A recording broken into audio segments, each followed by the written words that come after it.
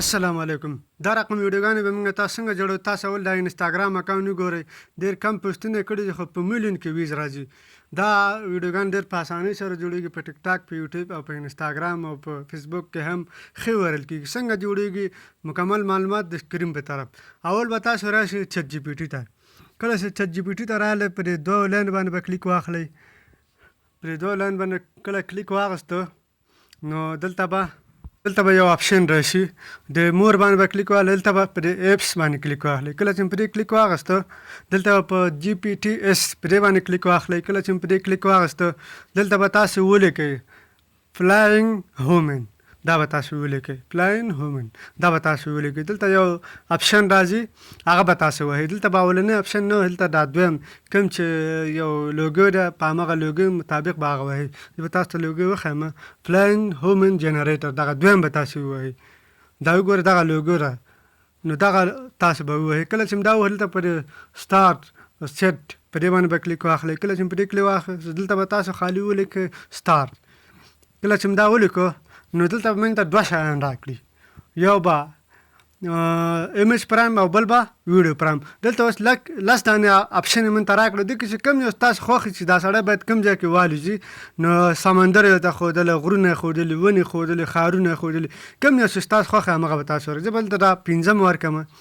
کله چې دا ورکړلو نو دلته به موږ ته ایمیج پرامپټ او ویډیو پرامپټ دا به موږ ته راکړي.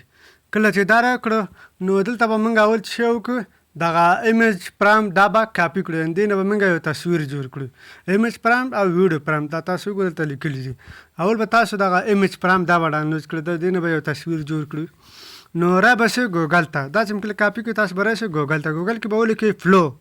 دغه دویم اپشن چې کوم راغی پرې باندې به کلیک واخلئ. دلته پرې کلیک واخیستو دلته به د یو جیمیل سره تاسو ساین اپ شئ. یو جیمیل به دلته ورکړئ او بس دا فلو به دلته راخلاصه کړئ. دا به فری کار کوي.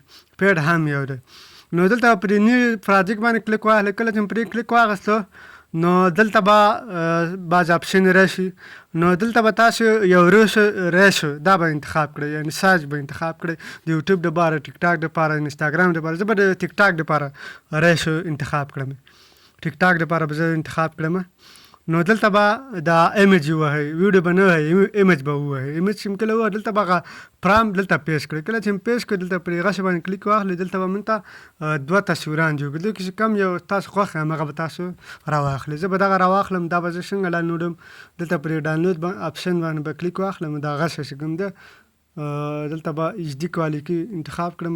پرې ډاونلوډ باندې کلیک واخلم. دا تصویر به زما په ګالري کې که ډاونلوډ شي.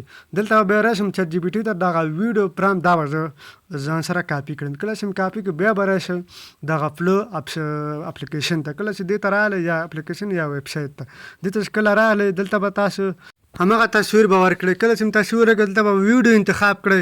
ایمیج به نه انتخابوئ، ویډیو به انتخاب کړئ. کله چې ویډیو انتخاب کړه هغه د ویډیو پرامپټ چې تاسو کوم یو کاپي کړی هغه به دلته پیسټ کړئ.